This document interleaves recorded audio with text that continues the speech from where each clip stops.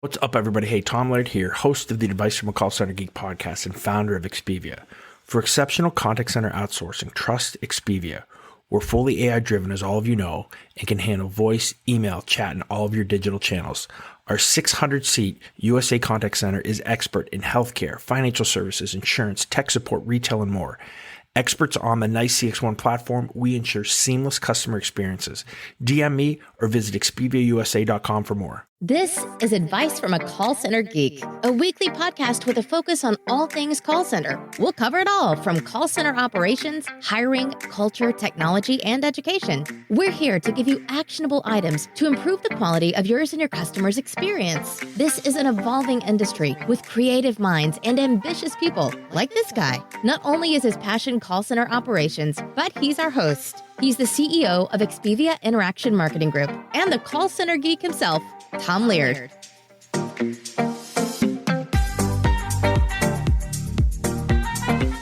Welcome back, everybody, to another episode of Advice from a Call Center Geek, the call center and contact center podcast. We try to give you some actionable items to take back in your contact center, improve the overall quality, improve the agent experience, hopefully improve your customer experience as well.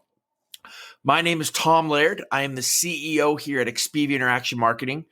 Expivia is a 600-seat call center outsourcer located here in the good old United States in northwestern Pennsylvania. How is everybody doing? It's good to be back from Las Vegas. Had an unbelievable week at Call and Contact Center Expo. I really enjoyed what they did. We're going to talk a little bit about that. If anybody, again, we're live here on TikTok. We are live on LinkedIn. So if anyone has any questions whatsoever, I want to talk to you about the state of AI in the contact center. I want to talk about the Expo in general. Some of the things that I learned, some of the cool, I guess, tools that are out there that I did see that really, really did impress me. But, first of all, it was just really good to see a lot of old friends in the contact center space that we talk a lot on LinkedIn, we talk on video, but there's something about being able to, again, we're getting back to that normal groove, and COVID is like something we're not even really thinking about anymore. So that was really cool. Let's talk about the Expo in general. And I have been extremely critical on, ICMI on Call Center Week for what I thought were money grabs, right? I think that what they're charging is insane. I've seen people, and I'm not going to name any names, but there have been really good friends of mine that have had booths or sponsorships at CCW. One told me we have had a booth for the last 17 years, and they're not doing it this year just because the prices are so insane. It's in that 15 to 20 grand to get a booth. If you want anything cool, you can get easily into the hundreds of thousands of dollars. Any type of sponsorship is just through the roof. To go, right? For me to go is thousands of dollars just to get a ticket to get in. So, it became a very almost difficult deal for anyone who is a smaller company, anybody who is trying to kind of break into the space, or anybody who just wanted to go and see what was there, made it almost impossible unless you were a larger company to go. So I think they've lost their way. You guys have heard me talk about that. So enter Call and Contact Center Expo, which I'll be honest, I didn't hear about until about 6 months ago. So they're a UK company. I guess they did this last year. I did not know about it. So this was the first year that they really have, I think, really done it up. What they did is they flooded the market with tickets, free tickets. There's some pluses and minuses to that when in talking to people, because some people thought that maybe they did that a little bit too much. But overall, for me, I thought that was a good way. Anybody could go, right? If you could get a ticket, you could get to Vegas. You could go and you could walk the floor. The other cool thing is not only did you get to walk the floor, but unlike CCW and ICMI that has, might have a couple floors and different rooms that you go to hear a speaker, all of the speakers were on the Expo floor. So they had different stages set up, all around the Expo floor, which I thought was cool. And if I was a vendor that had a booth, I did not have a booth. I was just walking with my camera and doing a ton of interviews and that stuff, which anybody who follows me, make sure that you check some of that stuff out on LinkedIn. In the next couple of weeks, I'll be kind of more focusing on some of those videos, on some of the highlights of them. But I think having everything all together was really cool as well. And obviously that's part of the cost savings, and I'm totally fine with that. Some things they did not have, which I'm totally fine with. They did not really have food that was out there, and I think that's how you kept the cost down. I think that's a good model. I think don't have the extravagance of the food and all that. They had things that you could go buy. Totally fine with that, because again, I think I'd rather do that than pay $2,000 to show up and have a cold sandwich. So I was okay with that as well. I mean, not that anybody's asking, but from my perspective, I thought that was a right model. Some things I did not like is that we're still all vendor led with everything. There's every talk, or for the majority of all the talks, they were all sales pitches, veiled as overall contact center helping individuals on different topics, which all they really were was, this is our use case for our product and how we help solve this problem with what we're doing from a technology standpoint. So there's still not a place, there's still not a conference out there. And again, I think it probably would be, I guess it's a little bit more difficult. I'm sorry, I can't even speak right now. I'm trying to get those words out. For the supervisor, for the call center manager, for that person looking to improve, even for the technology person who's looking to do other things in their contact center. 10 ways to disrupt your call center using technology, 10 ways to do to improve your coaching, how to do QA better, how do we program chatbots better? Those types of things I think are still really lacking in the industry. And it's one of the main reasons why we stink at service overall, right? And saying that, like, we see our customer service numbers, customer experience, NPS numbers as an industry and customer experience continue to go down, even though technology gets better and better and better. Why? Because we do focus on the wrong things, right? We're focusing on the dollar, and I get it, right? We're all here to make a dollar, but that is the reason. And until we have and again, I'm not saying that's the only reason and that will be the panacea for everything. But when we do have a conference that will focus on the end user more, that will focus on how to improve contact centers, the amount of people that will go to that will be insane. I think, we are so focused on the technology piece because that is the easy dollar to get in, that we forget why we're doing this. And that's where I think people have lost the touch. But overall, I thought this was way better. I thought the people that were there, all the people that I spoke to that did sponsor or had a booth, they were pretty pleased with it. I know that there was some words that there were 6,000 to 7,000 people going to be there. I don't know if it hit that number, but there were definitely thousands that were there. So overall, really, really, really good show. As I've said, we are considering sponsoring something, for the Miami show that happens, this September. So again, with booths right around $4,500, $4,000, that's way better than $30,000 or $20,000 or $15,000 that CCW and ICMI are at. So having talked about that, let's talk more about some of the things that I saw, where we are from a technology standpoint, from my perspective. And again, this is just one person's perspective. Hopefully I can give a little bit of insights. I had so many great conversations. So my role, or what I wanted to do at the show, was I just walked the floor and I spoke to as many people as I possibly could. I did as many interviews as I possibly could. So many companies I've never heard of and people that I met. It was really cool to do. And, getting a real kind of feel for what is out there, what type of technology is there. And I'll be honest, it's a lot of the same. There's very little differentiation in the space. It is muddled. I think that was the word. There's so many interviews that I did post on LinkedIn, but there's one interview with Chris Crosby, who, we go back and forth on LinkedIn. And I think, 90% of the things we agree on, and then we have some back and forth on 10% of where we are from an AI standpoint and technology.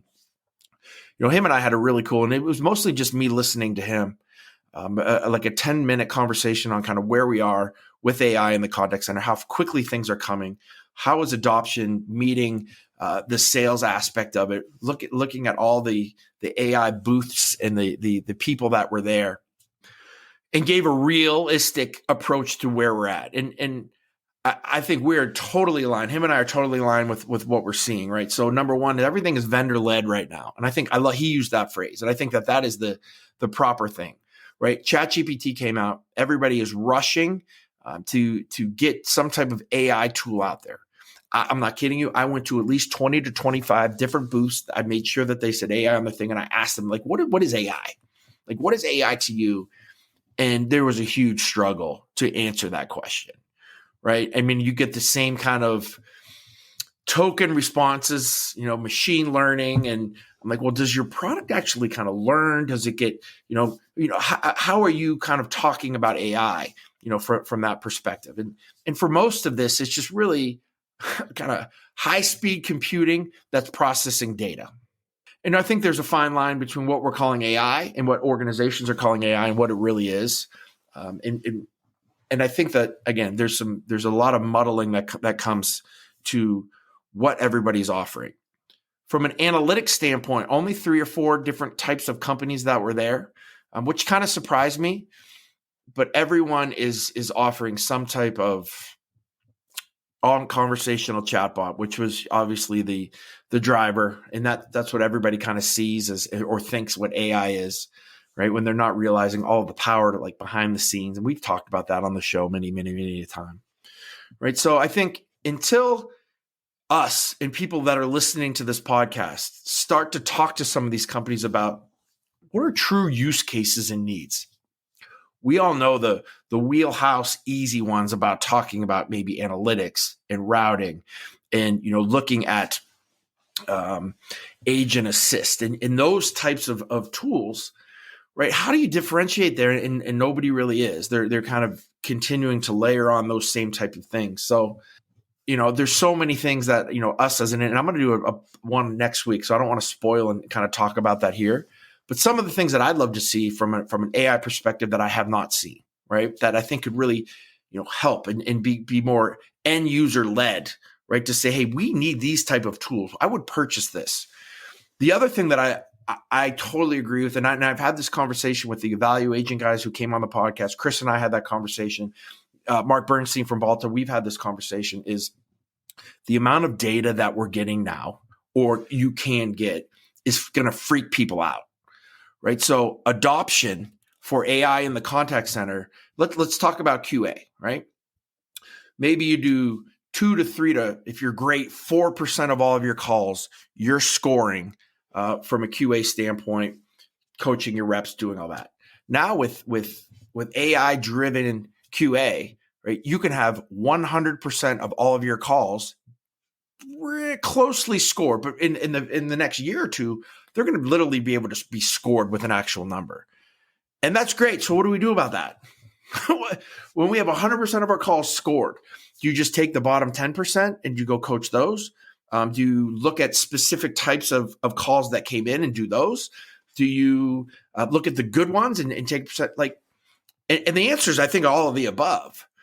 But we need to rethink, right, how the contact center is going to operate when it comes to all of this data that is actually going to be coming in, right? I just talked about in the video that I'm about to post here after this is, we might have our supervisors no longer be real supervisors looking at a dashboard talking about agents, but be analysts, right? Because AI may do a lot of that, especially from the QA perspective, or you're looking at WFO and how reps are being scheduled and all of the analytics and all of the predictive analysis that comes into queues, right? To move reps in and out of queues, which we can do now, but it's going to get really, really good, as we're moving forward.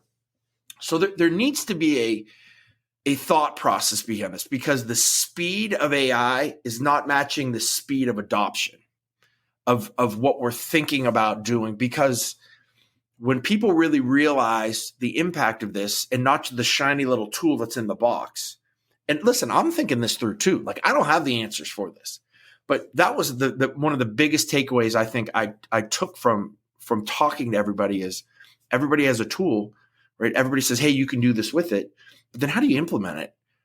how do you change how you're operating and how you've been operating for 10 to 15 years? Now you got to do it. I'm not saying, put your head in the sand and don't do it, but no one's really thinking that through from even a product standpoint, right? Giving a full kind of roadmap to get to that point.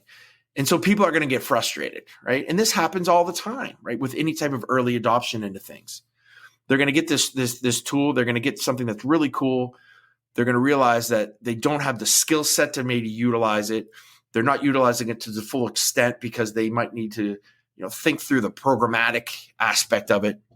I think that there's going to be a lot of frustration when it comes to that type of thing that's going to happen.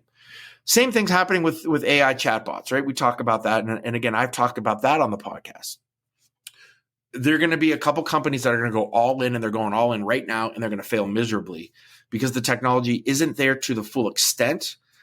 They're going to realize that some people won't even want to deal with that. They're going to want to talk to a human, and in that interaction, they're not going to have set up. There's going to be a lot of frustration when it comes to that early adoption as well. So there's a lot to think about here. It's not just the AI, it's the human aspect, it's the operational aspect, it's the HR aspect, right? All of these different KPIs that we need to think through again. It's not happening, right? It's not happening at this point, and it's going to be forced on people, I think, as we go. But the companies that, from an AI perspective, that really think this stuff through and are start to listen more to customers and listen to people in the industry about the things that they need, I think can be a huge impact and help into what we're doing. The other aspect, this I've been thinking about for a while, and I've talked a little bit about this, is the CCaaS players are coming with all of these tools, right? So, you had, I don't know, I'm just going to make up a number, 150 or 180 different, maybe it's way more than, I don't know, 150 or 180 different booths, right, that were set up. And let's say that there's literally 100 of them, 150 of them talking about some type of AI product that they have. How many of these guys are going to be around next year? How many of these guys are going to be around when InContact or Nice CX1 now, Genesis, Five9, which they're all coming out with all of their AI infused tools, right? All of this stuff is just going to be part of the product of what you're buying from your platform, right? So why do I need to go out and purchase some third party? And I'm going to probably tick off a ton of my friends here by saying that. But I mean, honestly, this is the honest truth. These CCaaS players, they're going to end up either purchasing some of these companies to consolidate, or they're going to have, like, I'm sure CX1, maybe they purchase some things, but they have the programmatic power, right, to figure this stuff out and to infuse it right into their platform. And I think that that's going to be a huge impact into how many of these AI companies that we see, moving forward, that have the same non-differentiated, same type of tools that everybody else has. ChatGPT has just come so fast that we just have seen organizations say, I got a ton of money, maybe I got a bunch of private equity or venture capital money that I have. We got to go get a product out to the market right now. And this is kind of, I did a little like AI manifesto on my LinkedIn as I was kind of flying back on the plane from Vegas. And it seems like so many of these companies, and this kind of circles back to what I said at the beginning as well. Are you saying the word AI or getting some type of AI product that they're calling AI out there because their competitors are doing it? They're feeling like if we don't do it, we're going to fall behind them, at least from a branding standpoint. And again, we're rushing before we're walking in a lot of these instances. And that's not to say there's not some awesome technology that's out there, right? Because they're really, and I agree. And there's on TikTok here, I agree. Nice will just build this. And I'm on the Nice CX1, their executive council for their customer executive council. And so the cool thing about that is we get to see, all this, technology they get to talk to us about first. We get to try it in our contact centers first, which has been a really cool kind of added bonus, for my clients. And I agree. The reason I chose Nice as well, not to totally get off topic here, but just again, replying to this TikTok response, is because everything was infused, right? I don't have to go get third party stuff. And, that's the really cool piece of that. But you're going to see all of them do it, right? I know all of the conversations that are happening with all of the CCaaS players, the Genesys and Five9s and the TalkDesks and the UJets and all of those guys, are surrounded by, what tools do we, they've been infusing AI in all of their back end, right? WFO, speech analytics, all that stuff, right? The chatbot piece is now becoming a huge piece, right? Agent assist is now becoming a huge piece. The other thing that a lot of them are doing is kind of the notes, right? So your memos at the end, no more having an agent take time to put a memo into a CRM because it's taking the transcript of that call, making a very short paragraph about what happened on that call and auto memoing. And again, we've had some auto memoing type things, but this is to a different level. And that's huge, right? From an efficiency standpoint. I mean, imagine you have 10,000 agents that take a minute of after call work, on the minimum to then memo a call, and you get rid of that minute for every single 10,000 agents. That's huge savings, right?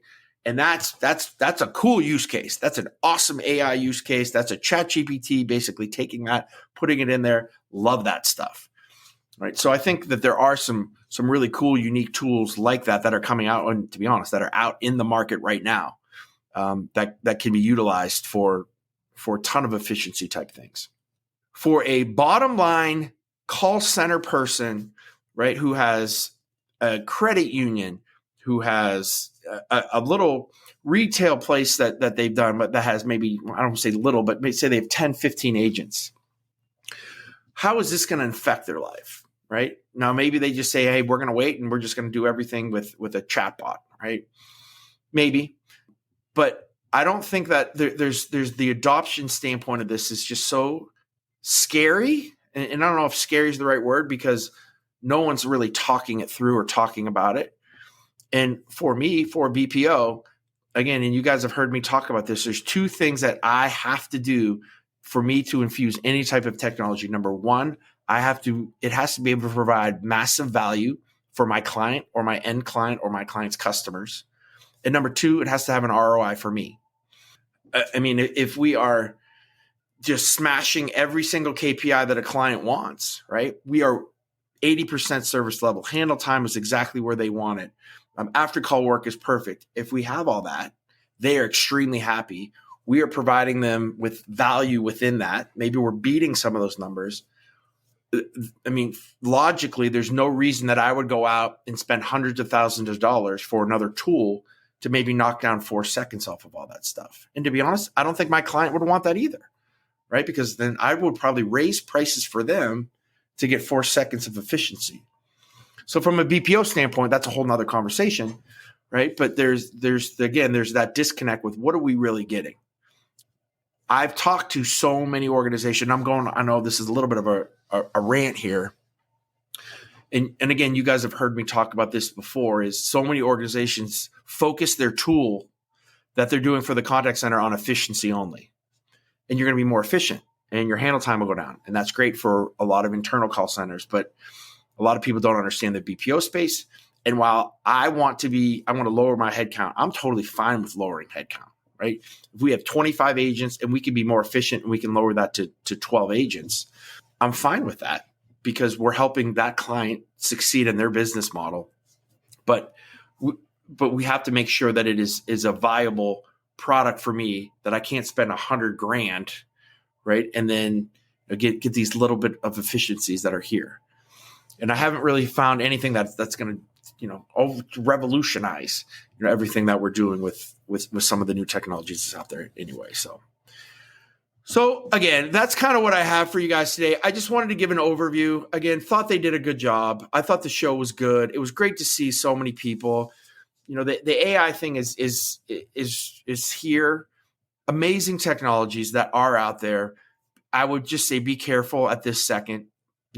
I want to see what the CCaaS guys do first before I'm going to go and do any type of third-party stuff. Now, that's not to say that you shouldn't do some analytics stuff now if you don't like the analytics you have. That's not to say that you shouldn't do agent assist. I think those kind of core, like blue chip type of technologies, they're going to be there with or without the CCaaS. But, some of these other kind of fringe cooler things, and even looking at things that are on the back end from analytics, from WFO, those kind of things. I'm very interested in just seeing what CCaaS players are doing, because I think, for very little amount of cost that I would have to roll or pass on to my customers, I can get the same bang for my buck for that. Again, take that for what it's worth. If you're looking to move from a prem-based solution, or you want a different CCaaS solution, now's a great time, right? Because I think that you're going to be able to get a lot of cost savings and so many extra added on tools for it as well. So again, before I ramble and continue to this ramble, there's just so many things that really excited me that are all popping in my head on my notes. I think I hit everything. Again, if you guys have any questions for me, I'll hang on for a minute or two. Couple things popped up on LinkedIn, but I think I kind of answered them throughout the deal.